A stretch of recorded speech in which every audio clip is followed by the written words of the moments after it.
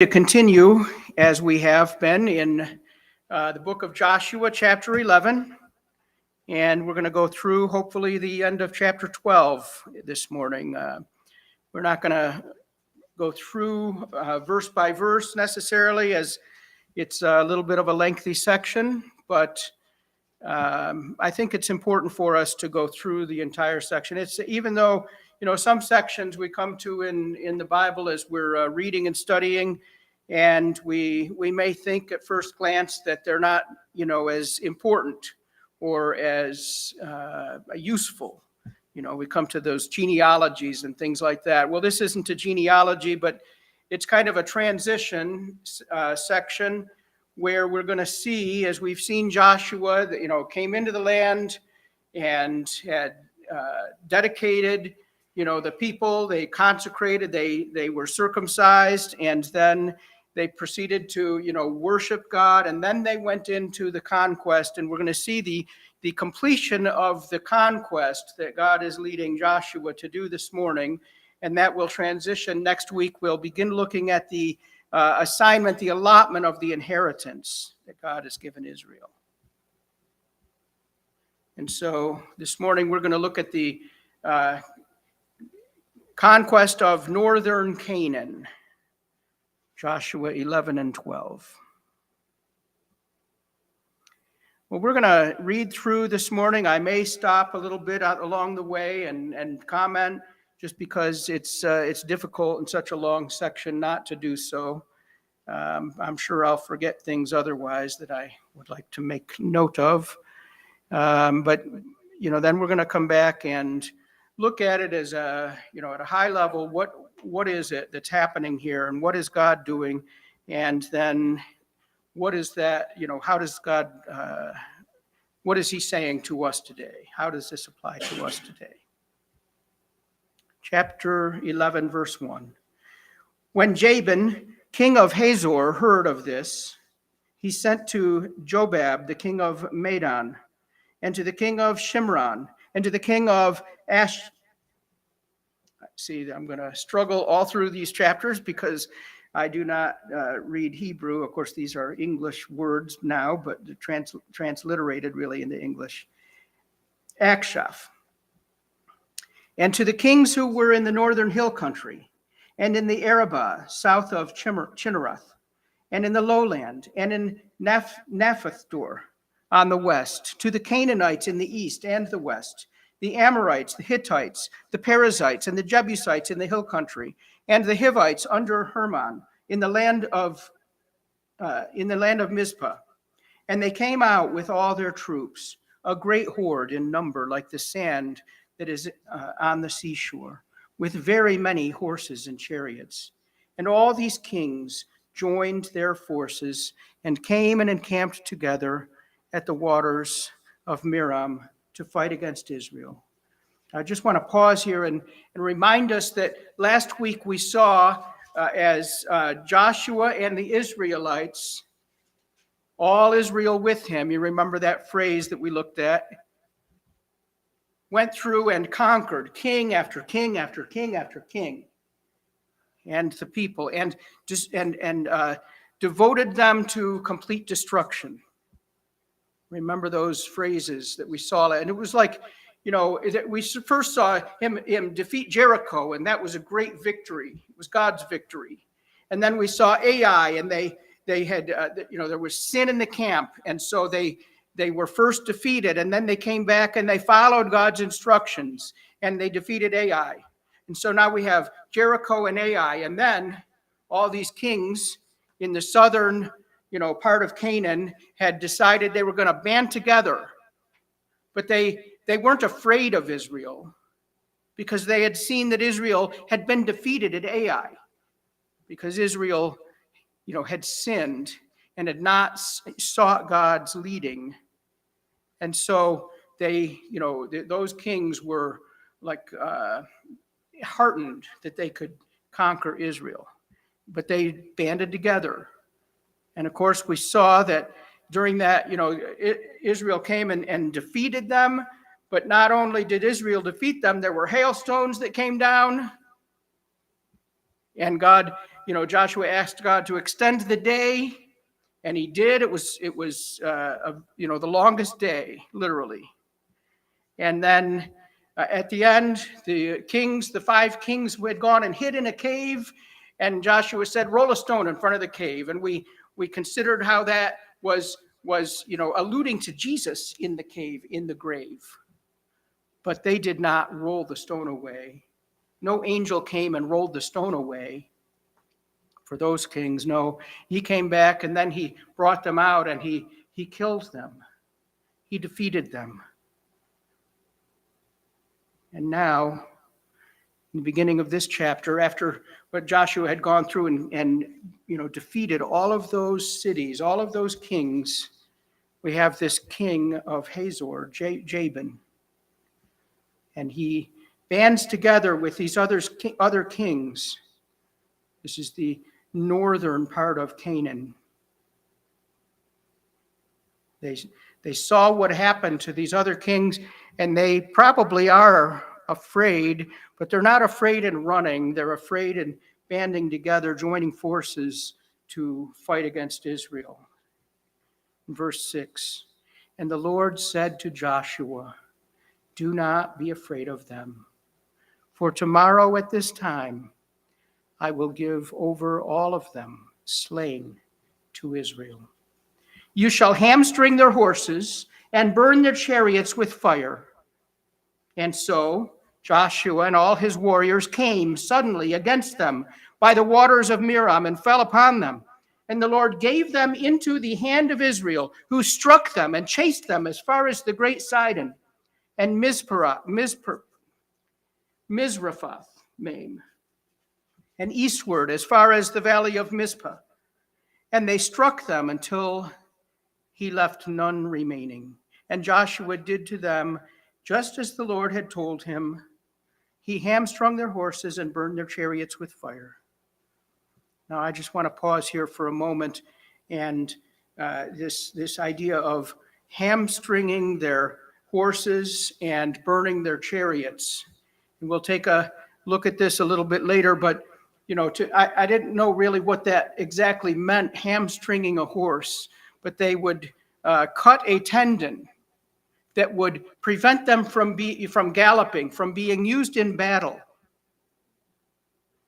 And they would burn the chariots with fire. And you think about it, why would God do that? Why wouldn't God say, well, you should use those horses and those chariots?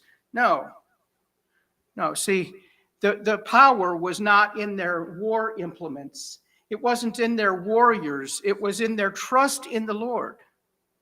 And God knew that. We'll look at that a little bit later, but I just wanted to call that out.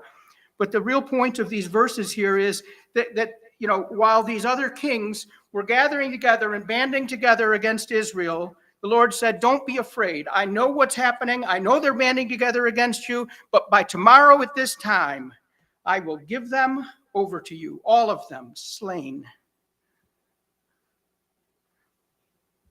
Verse 10.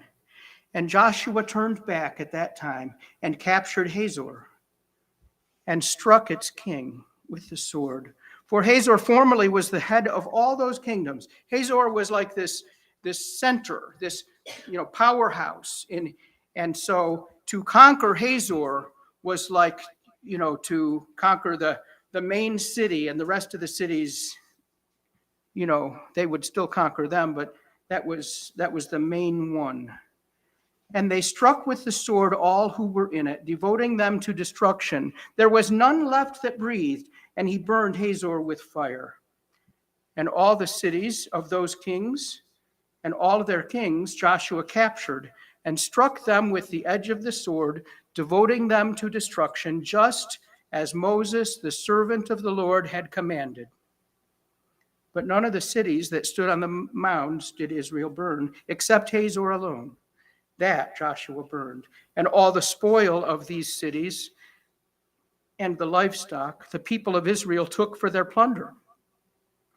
But every person they struck with the edge of the sword until they had destroyed them, and they did not leave any who breathed. Just as the Lord had commanded Moses his servant, so Moses commanded Joshua, and so Joshua did. He left nothing undone of all that the Lord had commanded Moses. So Joshua took all that land, the hill country and all the Negeb, and all the land of Goshen, and the lowland and the Arabah, and the hill country of Israel and its lowland, from Mount Halak, which rises toward Seir, as far as Baal-gad in the valley of Lebanon, below Mount Hermon. And he captured all their kings and struck them and put them to death. Joshua made war a long time with all those kings. There was not a city that made peace with the people of Israel except the Hivites, the inhabitants of Gibeon. Remember, they had deceived Israel and said they were from far away, and Israel fell for it, and they made a covenant with them. And so those Hivites, inhabitants of Gibeon, were spared. Okay, still in verse 19. They took them all in battle, for it was the Lord's doing to harden their hearts, that they should come against Israel in battle. It was the Lord's doing to harden their hearts, that they should come against Israel in battle, in order that they should be devoted to destruction and should receive no mercy, but be destroyed, just as the Lord commanded Moses. Joshua came at that time and cut off the Anakim from the hill country, from Hebron, from Debir and Anab, and from all the hill country of Judah, and from all the hill country of Israel. Joshua devoted them to destruction with their cities. There was none of the Anakim left in the land of the people of Israel, only Gaza. In Gath and in Ashdod did some remain. Only in Gaza, in Gath, and in Ashdod did some remain. So Joshua took the whole land, according to all that the Lord had spoken to Moses. And Joshua gave it for an inheritance to Israel, according to their tribal allotments. And the land had rest from war. Now these are the kings of the land, whom the people of Israel defeated and took possession of their land beyond the Jordan toward the sunrise. That would be the east side of the Jordan, from the valley of Arnon to Mount Hermon, with all the Arabah eastward. Sihon, king of the Amorites, who lived at Heshbon. Remember him? This was Moses on the way to the Jordan. This was before the book of Deuteronomy. We read about it in the beginning of the book of Deuteronomy. Sihon, king of the Amorites, who lived at Heshbon and ruled from Aroer, which is on the edge of the valley of the Arnon, and from the middle of the valley as far as the river Jabbok, the boundary of the Ammonites, that is, half of Gilead, and to Arabah, to the sea of Chinneroth, eastward, in the direction of Beth Jesheman. You get the idea. To the sea of the Arabah, the Salt Sea, southward, to the foot of the slopes of Pisgah, and Og, king of Bashan. Remember him? Sihon and Og were the two kings that Moses had led the children of Israel to defeat before they crossed the Jordan. Og, king of Bashan, one of the remnant of the Rephaim. You remember one note about him? We looked and we saw that it said his sarcophagus was like 13 feet. He was a giant. He was a big man, 13 feet. Some translations use the word bed, but I believe that it's talking about his where he was buried. I could be wrong, but that's some translations use the word sarcophagus. Anyway, one of the remnant of the Rephaim, who lived at Ashtaroth and at Edrei, and ruled over Mount Hermon and Selakah and all Bashan to the boundary of the Geshurites and to the Mekathites, and over half of Gilead to the boundary of Sihon, king of Heshbon. Moses, the servant of the Lord, and the people of Israel defeated them. And Moses, the servant of the Lord, gave their land for a possession to the Reubenites and the Gadites and half the tribe of Manasseh. So remember, that was before they crossed the Jordan. And so here in the book of Joshua, we see this reminding the Israelites of Moses defeating those two kings and all of their people. And they were like kingdoms. There were a lot of people. It described the area. It was a big area that they ruled over. But nonetheless, there was Sihon and Og. Those are the two kings. And then in verse 7, to the end of the chapter, we're going to see, what did Joshua do? And these are the kings of the land whom Joshua and the people of Israel defeated on the west side of the Jordan, after they crossed the Jordan, from Baal-Gad in the valley of Lebanon to Mount Halak that rises toward Seir. And Joshua gave their land to the tribes as a possession according to their allotments. In the hill country, in the lowland, in the Arabah, in the slopes, in the wilderness, and in the Negeb, the land of the Hittites, the Amorites, the Canaanites, the Perizzites, the Hivites, and the Jebusites. Now he's going to list through the kings that Joshua and the children of Israel defeated. The king of Jericho won. The king of Ai, which is beside Bethel, won. The king of Jerusalem won. The king of Hebron won. The king of Jarmuth won. The king of Lachish won. The king of Eglon won. The king of Gezer won. The king of Debir won. The king of Jadar won. The king of Hormah won. The king of Arad won. The king of Libnah won. The king of Adullam won. The king of Bekadah won. The king of Bethel won. The king of Tapua won. The king of Hepher won. The king of Aphek won. The king of Lasharon won. The king of Madon won. The king of Hazor won. The king of Shimron-Meron won. The king of Akshah won. The king of Tanakh won. The king of Megiddo won. The king of Kadesh won. The king of Jokneam in Carmel won. The king of Dor in Napheth Dor won. The king of Goim in Galilee won. The king of Tirzah won. And if you counted those, in all 31 kings. So that's as far as we're going to go this morning. I may read verse 1 of chapter 13 shortly, but I just want us to stand back and look at what happened here. And in chapter 12, really, we have this recounting of what Moses had, the people that Moses had fought, two kings, Og and Sihon, and Joshua had fought 31, defeated to destruction, devoted to destruction, 31 kings.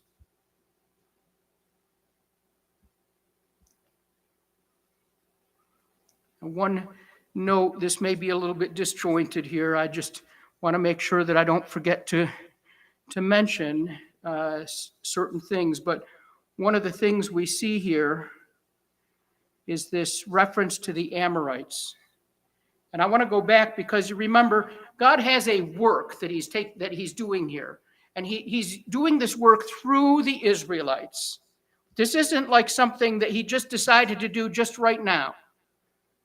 In fact, we can look back to that point in time where God had made the covenant with Abraham. That covenant we call the Abrahamic covenant, back in Genesis chapter 15. And I'm going to read some verses from there, but I just want us to see this was God's plan that he was working out. Verse 12 to 16. As the sun was going down, a deep sleep fell on Abram. Remember, God had Abram cut the animals in half. A deep sleep fell on Abram, and behold, dreadful and great darkness fell upon him. Then the Lord said to Abram, know for certain that your offspring will be sojourners in a land that is not theirs, and will be servants there, and they will be afflicted for 400 years. That was reference to the time that Israel would serve as slaves to Egypt. And I'm not going to go through how all that happened. You're familiar with the story of Joseph and his brothers, and they were jealous, and they sold him into slavery, and that's how they got to Egypt. Of course, God blessed Joseph in the long run and blessed his family through Joseph, but that is where the family became this nation in Egypt for 400 years. Verse 14, but I will bring judgment on the nation that they serve, and afterward they shall come out with great possessions. Remember, that's a reference to how God sent Moses, and Moses, the 10 plagues, and then there was judgment. The angel of death came and as the 10th plague and killed the eldest sons of those who did not have the blood of the lamb on the doorpost and the lintel. And then Israel left Egypt with possessions from Egypt, and God disposed of the Egyptian army in the Red Sea. As for you, Abram, you shall go to your fathers in peace. You shall be buried in a good old age. And they shall come back here in the 4th generation, for the iniquity of the Amorites is not yet complete. See, God said, I'm going to let the Amorites' sin simmer. I'm going to let them do what they're doing, worshiping other gods. I'm going to let them live a little longer. Don't worry, we'll come back for them. And so that's what we see this morning as we look at Joshua. I just want us to note a couple of things in this chapter, the chapter 11. As I said, if we went through verse by verse, we could be here for a while. And I don't think any of us want to be here for that long today. In verse 6, and the Lord said to Joshua, do not be afraid of them. Do not be afraid of them. Now you would think, well, Joshua had just gotten through defeating, through God's strength, defeating all of these kings of the southern kingdom of Canaan. Surely he's not going to be afraid. But you know what? Even when we have victories, we fall victim to fear often, do we not? And Joshua or the people could have said, our luck's going to run out one of these days. Of course, we know that it wasn't luck. They were defeating their enemies because they were trusting in Yahweh. Do not be afraid of them. For tomorrow at this time, I will give over all of them slain to Israel. You see, God had a plan it was a foregone conclusion. And even back, I would say in Genesis, and it's not just that I would say it, we know that God is the same yesterday, today, and forever. He knows the past from the future. He knows all of that's going to happen in your life and mine. He knows all of these struggles that we pray for, these struggles that sometimes we fail to pray for. He knows all of these things. And he knew back when he made the covenant with Abram, the covenant that would bless all the nations of the earth through Jesus. He knew that he was going to come back for the Amorites. And so here we are. Really, this is at the end. This is at the end of that conquest. Do not be afraid of them, for tomorrow at this time, I will give over all of them slain to Israel. And so we see noted a few times in this chapter, what did Joshua do? He took the whole land according to all that the Lord had spoken to Moses. Remember? Moses was his teacher, was the one who mentored him. Joshua did according to all that the Lord had told Moses. He left nothing undone of all that the Lord had commanded Moses. See, this is not only that he was doing what Moses told him to do, he was doing what the Lord had told Moses to tell him to do. He was obeying God. Verse 23, so Joshua took the whole land according to all that the Lord had spoken to Moses. And Joshua gave it for an inheritance to Israel according to their tribal allotments, which is really what this was all about. And the land had rest from war.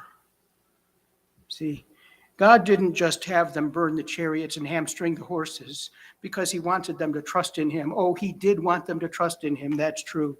But he didn't want his people Israel to be a nation of war. I know that they weren't through fighting battles after this, but there was an appointed thing for them to do, a conquest. And here Joshua had completed the conquest that God had assigned him. And there was rest from war. And those war implements were destroyed. The horses could not be used for battle. They could use the horses for farming. They just couldn't use them for battle. And the chariots were destroyed.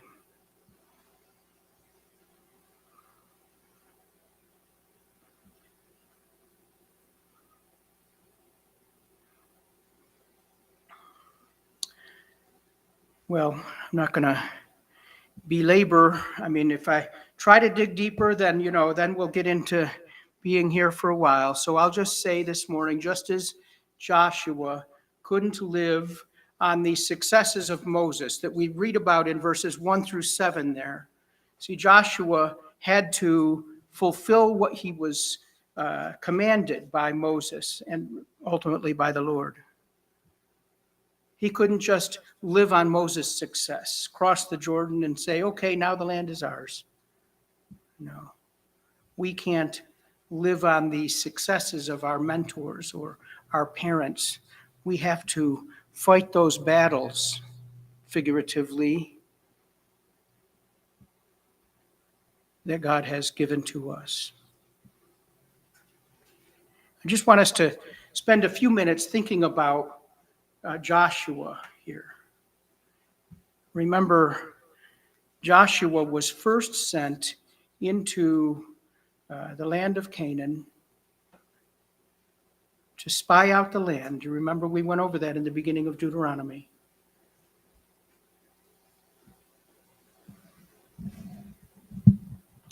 And it says that he was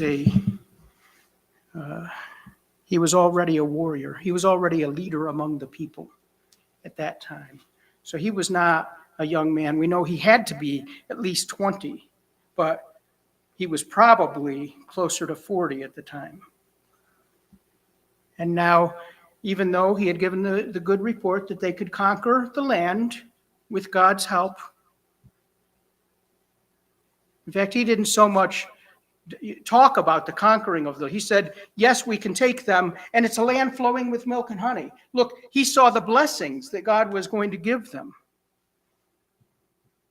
He didn't dwell on the trials, the battles that they would face. And now after 40 years, and Moses passes the baton to Joshua. He was at least 80 years old at that time. We don't know exactly.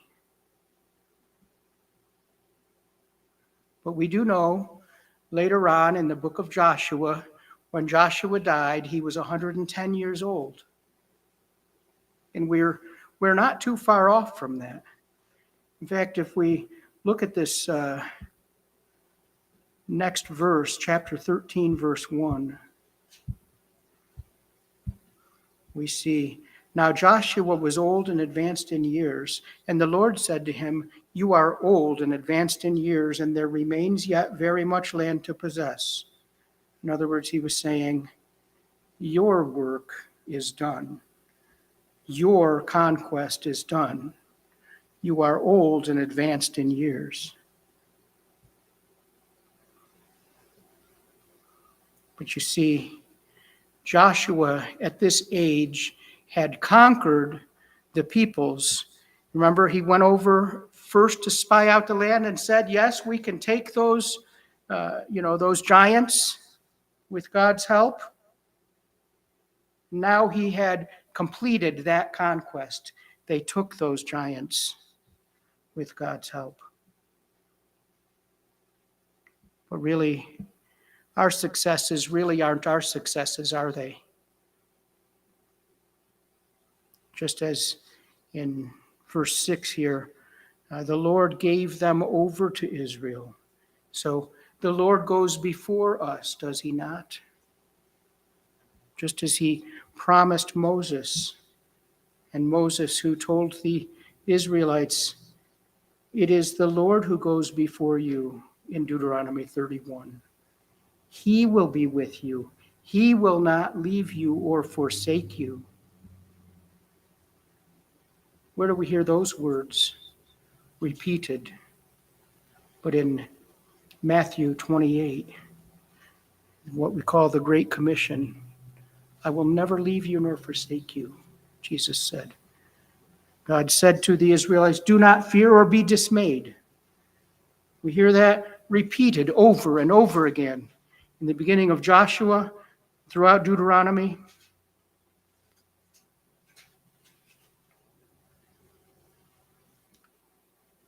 Do not fear or be dismayed. Fear not. Where do we hear that? You remember when the disciples were on the boat as we went through the book of John in chapter 6. We saw that they were rowing in the storm. Jesus had stayed behind. But now they saw something walking on the water. They were like, it's a ghost. And he said, it is I, do not be afraid. Fear not, it is I. Who? Who? Jesus. The Creator, the all-powerful, the one who himself was God. In the beginning was the Word, and the Word was with God, and the Word was God. We see this another time. Remember when that ruler had a daughter who was sick, and he sent for Jesus, and Jesus was on his way, and yet Jesus didn't go immediately, remember? That was when someone touched him in the crowd, and Jesus healed the woman with a blood disease. Well, after that, while he was still speaking in Mark chapter 5, there came from the ruler's house some who said, your daughter is dead. Why are you troubling the teacher any further? She's already dead. But overhearing what they said, Jesus said to the ruler of the synagogue, do not fear, only believe. And then a few verses down, Jesus went ahead to his house, and he took the girl by the hand, remember? And he told her to rise up. And immediately the girl got up and began walking, for she was 12 years of age. And they were immediately overcome with amazement. Do not fear, only believe, Jesus told him. Another time we're told not to fear in Matthew chapter 10. Jesus is speaking and he says, are not 2 sparrows sold for a penny, and not one of them will fall to the ground apart from your Father? He knows even when a sparrow falls to the ground and dies. But even the hairs of your head are numbered. Fear not. Therefore, you are of more value than many sparrows.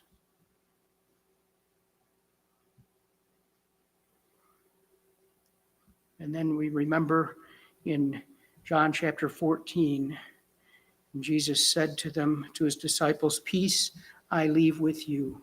My peace I give to you. Not as the world gives do I give to you. Let not your hearts be troubled, neither let them be afraid. Fear not, because I'm leaving my peace with you.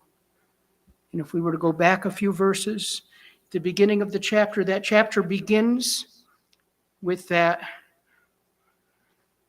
reminder. Jesus says, let not your hearts be troubled. Fear not. Believe in God, believe also in me. In my Father's house are many rooms. If it were not so, would I have told you that I'm going to prepare a place for you? And if I go and prepare a place for you, I will come again and take you to myself, that where I am, you may be also. Fear not. All of these passages where Jesus reminds us not to fear, not to be afraid. They're linked together by one commonality. He said, it is I. Jesus was there, his presence. And then he says to the ruler, don't fear, just believe. Believe in me. I am the one who can do this. And are not two sparrows sold for a penny? Not one of them falls to the ground. Even the hairs on your head are numbered. Because why? Fear not. You are more value to who? To the Father. You are of more value to God than many sparrows. Peace I leave with you, Jesus said. My peace I give to you. Not as the world gives do I give it to you. The world can say peace and safety. They can make treaties and agreements, but we know how that turns out, don't we? Just have to look around the world to see that. No, Jesus left his peace, not the world's peace. And so he told them, don't let your hearts be troubled. Don't be afraid. Fear not, because I give you my peace. Ultimately, as we went through that passage in John, we saw that was peace with God through Jesus Christ. And then, of course, the last one that we looked at, let not your hearts be troubled. Don't fear. Just believe in God. Believe also in me, because I'm coming back to get you. See, all of these things are linked together with Jesus, with God, with his power, with his presence, with his promises.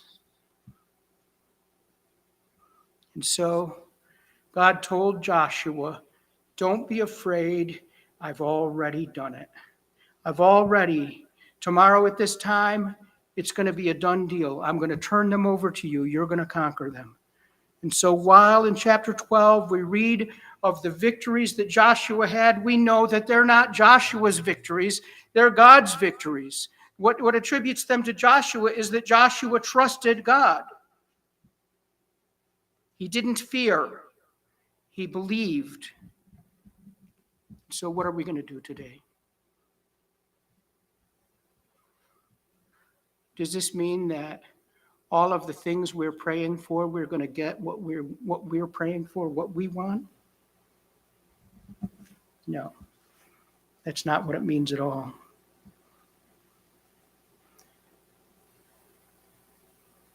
If we kept reading in the book of John when Jesus was trying to give his disciples reassurance, if we kept reading, we'd read through to the end of chapter 16, and we would read that in this life you will have tribulations, you'll have trials. But he adds, do not be afraid, because I am greater than he that is in the world. Jesus has it all planned out. Doesn't mean that everything is going to be peaches and cream, so to speak. Means that he's with us. And through those trials, as we endure those difficulties, he's going to give us peace. Fear not, only believe.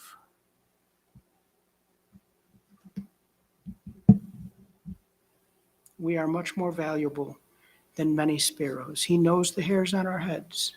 He's already got it conquered. All Joshua had to do really was trust in God and do what he said. He had to obey, trust and obey. For there's no other way to find true happiness and joy than to trust and obey. Let's close in a word of prayer this morning.